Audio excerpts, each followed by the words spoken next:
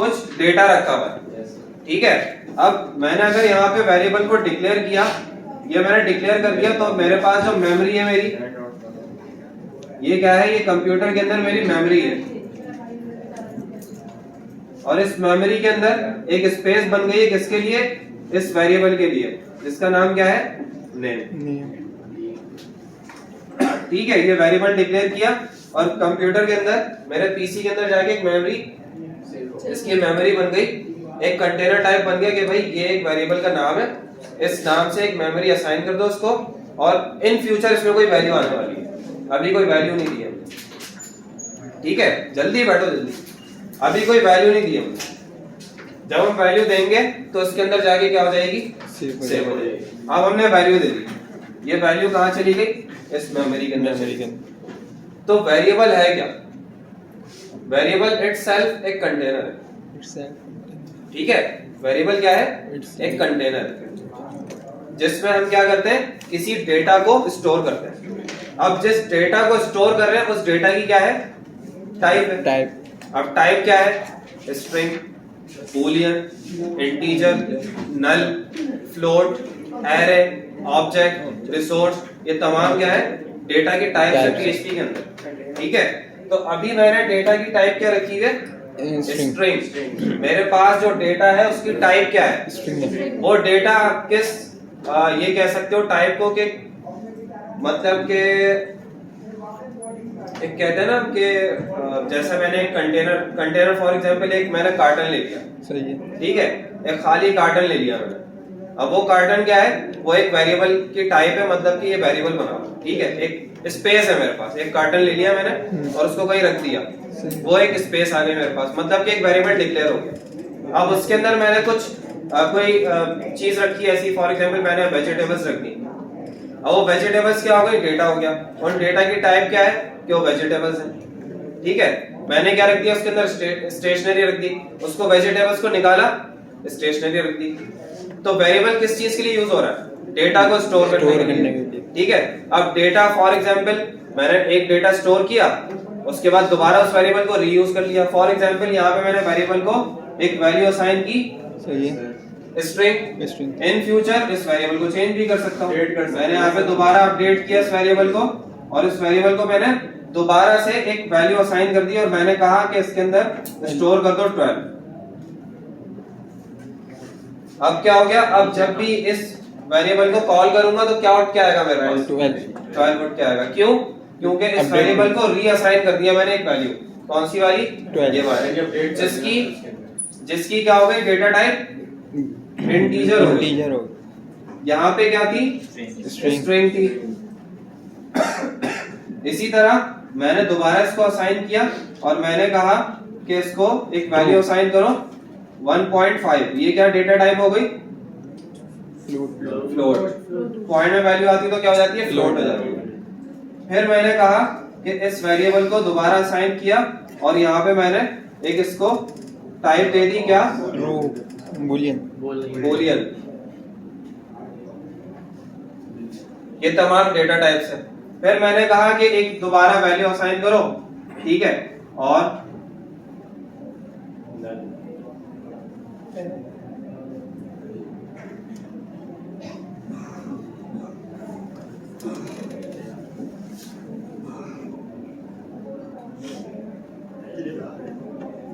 ये क्या हो गई, स्ट्रिंग, एरे, ठीक है।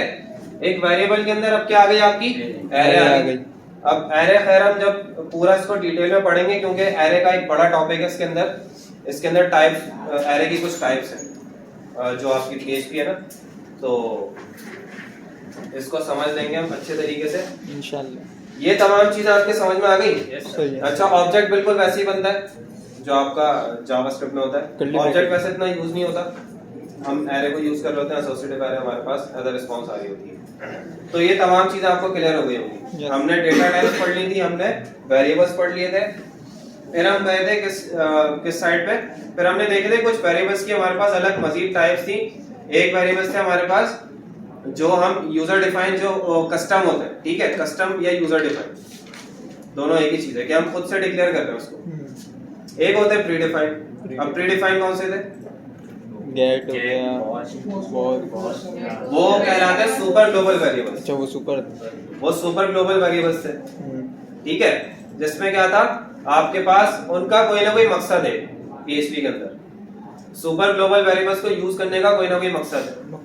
अगर हम पीएचपी में यूज करेंगे तो उसका कोई ना कोई हमें फायदा मिलेगा, ठीक है, वो किसी मकसद के लिए बनाए गए, बस इतना आपने समझना है। अगर सुपर ग्लोबल वेरिएबल की बात आ रही है तो कोई ना कोई मकसद है उसका, जहां उसका काम पड़ेगा वहां पे उसको यूज करेंगे लाजमी, और उसको यूज होना है लाजमी, ठीक है। अच्छा, सुपर ग्लोबल वेरिएबल्स के बाद वेरिएबल्स के कुछ स्कोप्स होते हैं हमारे पास। अब स्कोप कौन कौन से होते हैं आपने पढ़ा भी होगा। लोकल स्कोप होता है, ग्लोबल होता है, ये कौन से स्कोप होते हैं? वो नहीं होता आइसक्रीम में जिसको वो और एक होता है आपके पास स्टैटिक। ये 3 स्कोप्स होते हैं वेरिएबल। उसका सवाल के जवाब सुने। तो ये कौन से स्कोप? 6x। आपने फंक्शन के अंदर वेरिएबल कभी डिक्लेयर किया है? फंक्शन के वेरिएबल्स को बाहर यूज कर सकते हैं? नहीं कर सकते। क्या स्कोप होता है उसका? लेकिन सर अगर हम यूज भी कर सकते हैं ना फंक्शन के अंदर, अगर हम जैसे जावास्क्रिप्ट रन होगा बाहर यूज करते हैं, बाहर तो फंक्शन के वेरिएबल को बाहर यूज करने की बात कर रहा हूं मैं, फंक्शन के अंदर यूज करने की बात। यस, इसके अंदर एक नंबर 1 हमने पैरामीटर लिया था, वेरिएबल लिया था। एक हमने नंबर 2 लिया था, एक हमने रिजल्ट का वेरिएबल लिया था, जिनको इन दोनों को प्लस और इन दोनों को ऐड करवा दिया था। यस, समवन प्लस सम 2।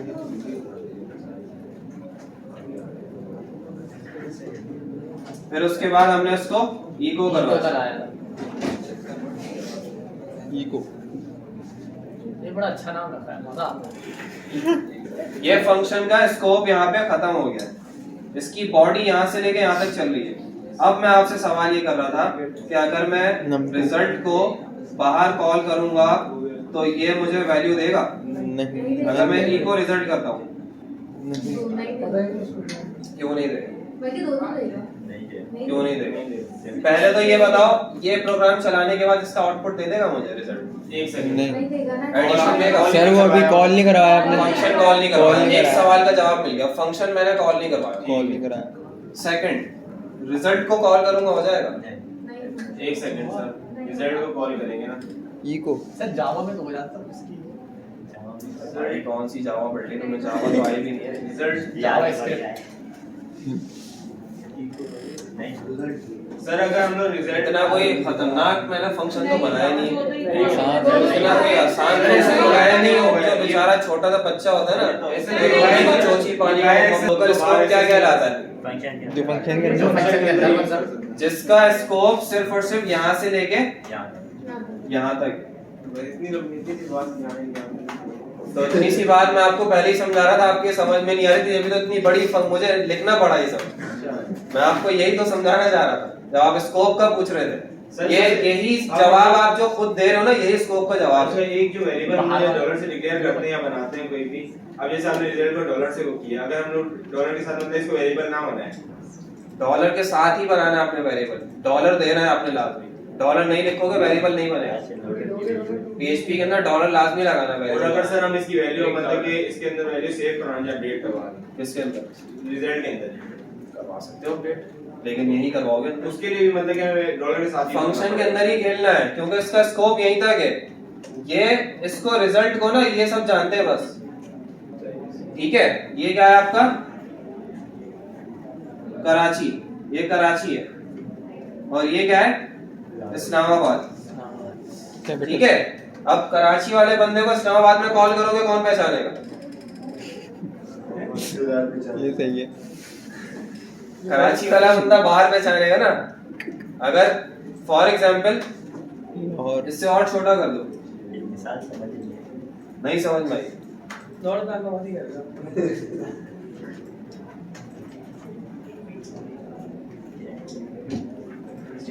स्ट्रीट 5 कोई गली होगी किसी भी एरिया की, सही। वहां पे रहते हैं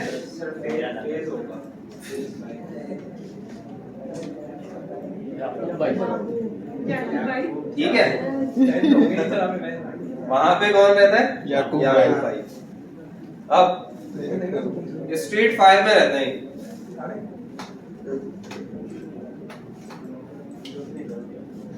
ये है आपकी स्ट्रीट 10। ठीक है, यहाँ कोई पूछ रहा आपसे याकूब भाई का घर कहाँ है?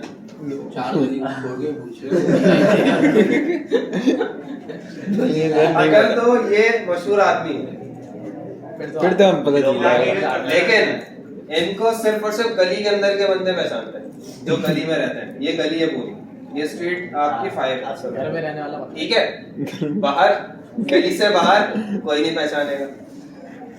समझ में आई बात? तो इनका स्कोप यही था कि अगर आप यहाँ किसी से पूछोगे याकूब भाई कौन है, बता देगा। बाहर वाला बंदा नहीं बताएगा क्योंकि उसको पता ही नहीं है कौन है। हो सकता है उसकी गली में भी कोई रहता हो दूसरा याकूब भाई। हाँ उसका यहाँ पर ही घर है। ठीक है, बाहर वाला तो ग्लोबल होगा ना। फॉर एग्जाम्पल यहाँ मैंने एक रिजल्ट का वेरिएबल बना दिया। सर मैं कुछ और कहना चाह रहा था, मेरी बात आपको समझ में नहीं आई। नहीं, आपकी सारी बातें मुझे समझ में आती है लेकिन आपको मेरी बात समझ में नहीं आई। मैं ऐसे कहना चाह रहा हूँ, जैसे आपने रिजल्ट का वेरिएबल बनाया, इसमें 2 वैल्यू सेव करवा दी। अब रिजल्ट को अगर 2 वैल्यू सेव नहीं करवाई, मैंने एडिशन करवा दिया ना। अब इनका जैसे एग्जांपल के तौर पर 5 सम आया, वो रिजल्ट में सेव हो गया। अगर रिजल्ट को हम लोग रिजल्ट के अंदर ही दोबारा सेव करवा दें, रिजल्ट को रिजल्ट के अंदर दोबारा सेव करवा दें मतलब जैसे हम लोग रिजल्ट लिखे इक्वल टू प्लस रिजल्ट कर देंगे वैल्यू